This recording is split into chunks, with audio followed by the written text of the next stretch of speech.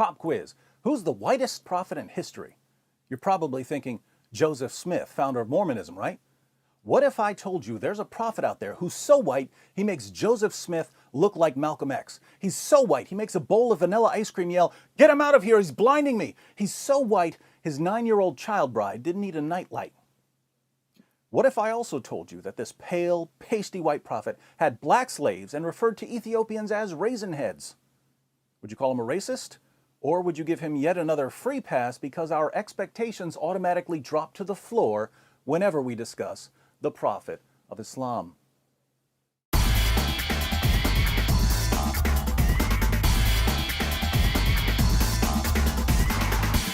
Many people who haven't read the Muslim sources assume that Muhammad was dark-skinned, but Arabs are classified as Caucasians and they can exhibit a variety of shades and tones. So if we want to know what Muhammad looked like, we'll have to go through some of the descriptions of his appearance found in the Hadith. Now, if Muhammad were sitting in a crowd of his fellow Arabs, how would we spot him? Sahih al-Bukhari, number 63.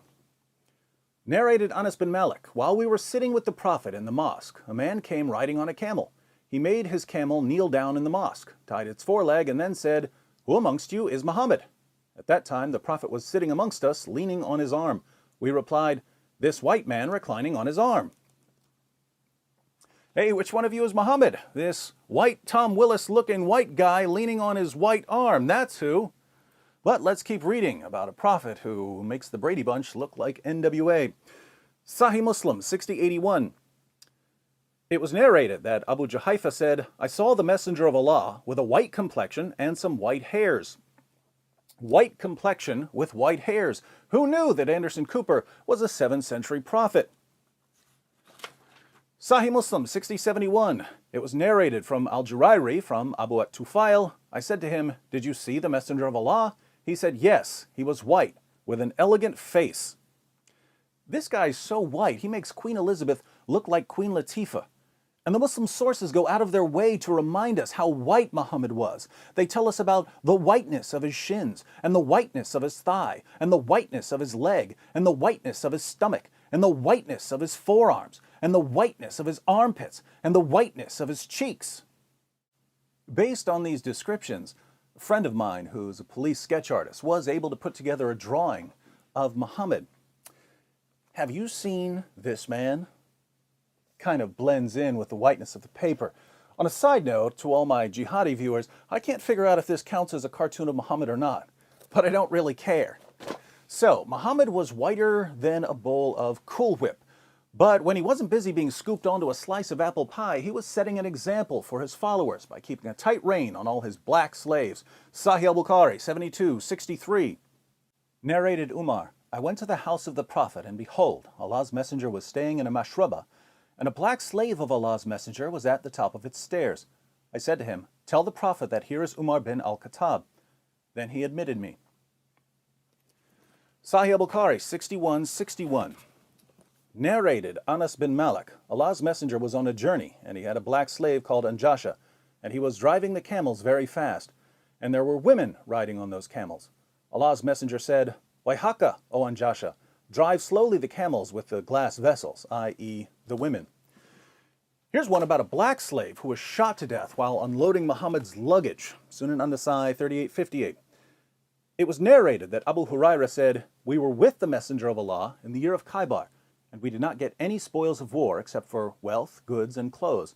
Then a man from Banu ad-Dubayb, who was called Rifa bin Zayd, gave the messenger of Allah a black slave who was called Middam. The messenger of Allah set out for Wadi al-Qura.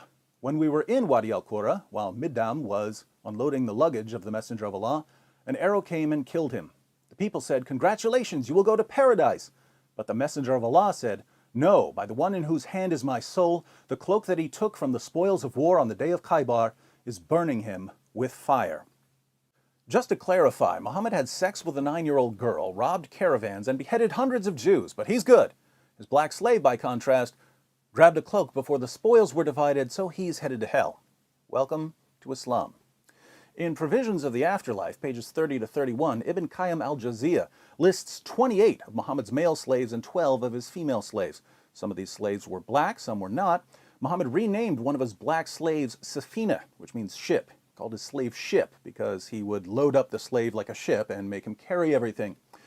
Muhammad apparently thought that black slaves were worth less than Arab slaves, since he once traded 2 of his black slaves for an Arab slave he wanted to set free because the Arab slave had converted to Islam. We know that Muhammad had sex with his female slaves because he eventually got one of them pregnant. But don't worry, a white leader getting a slave girl pregnant is only creepy when Thomas Jefferson does it.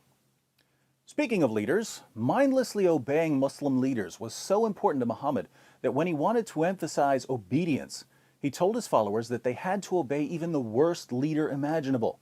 We find Muhammad's worst case scenario in Sahih al-Bukhari 7142. Narrated Anas bin Malik, Allah's Messenger said, "You should listen to and obey your imam, even if he was an Ethiopian slave whose head looks like a raisin." Muhammad gives a similar example in Sahih Muslim 3138, where he commands his followers to obey their leader, even if he's a black slave with missing limbs.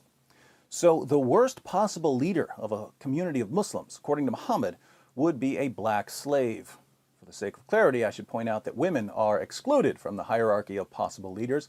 Muhammad said that a nation will never be successful with a woman as a leader. But it gets worse. Muhammad tells his followers what Satan looks like in Ibn Asaq, page 243. The apostle said, "Whoever wants to see Satan, let him look at Nabtal ibn al-Harith. He was a sturdy black man with long flowing hair, inflamed eyes, and dark ruddy cheeks." Which one of you is the prophet? This white guy. What does Satan look like? That black guy. Now, how did a religion that was inaugurated by a white prophet who had black slaves and referred to Ethiopians as raisin heads and said that Satan looks like a black man ever get the reputation it has among African American Muslims today? Well, here in the West, there's a general atmosphere of ignorance about Islam. People don't know even the most basic facts about Muhammad and the Quran, and this allows Muslim preachers to say whatever they want about Islam because no one's going to correct them. So if a Muslim preacher is talking to a woman who's interested in women's rights, Muhammad was a champion of women's rights. If he's talking to someone who has a high regard for science, the Quran is a scientific masterpiece filled with miraculous scientific insights that were only verified centuries later. If he's talking to someone who's concerned about racial justice, Islam is the religion that liberates slaves and establishes racial equality. Absolute nonsense, but people convert to Islam because they believe what they're told and don't bother reading the Muslim sources to see if the preacher's story checks out. Now, to those of you who've bought this mess, to those of you who believed the Muslim preacher when he said, "Hey, if you really want to stick it to whitey, you need to convert to Islam," the religion of a white man who bought, sold, and traded African slaves and whose followers institutionalized black African slavery centuries before Europeans joined in and who continue enslaving black Africans even today. If you fell for this, I say, and I say it again, you've been had. You've been took. You've been hoodwinked, bamboozled, led astray, run amok. This is what these white prophets with black slaves do. But now that you've seen what the Muslim sources say, now that you know you've been deceived, you have a choice. You can either leave Islam or you can continue serving a man whose descriptions in your most trusted sources make him completely indistinguishable from the Pillsbury Doughboy and whose teachings legitimized race-based slavery for 14 centuries. Just remember that if you continue honoring a slave trader who's about as dark as the cream filling of a Twinkie and who had black slaves and called Ethiopians raisin heads and said that Satan looks like a black man, you're not a freedom fighter or a social justice warrior or a champion of civil rights. You are the ultimate Uncle Tom. And in case you'd like to know how seriously they take Muhammad's whiteness in the Muslim world, I'll leave you with a quotation from Ash-Shifa, one of Islam's most popular and respected books on Muhammad's life and teachings. Ahmed ibn Sulaiman, Sahnun's companion, said that whoever says that the Prophet was black is killed. The Prophet was not black. Calling Muhammad a black man was a death penalty.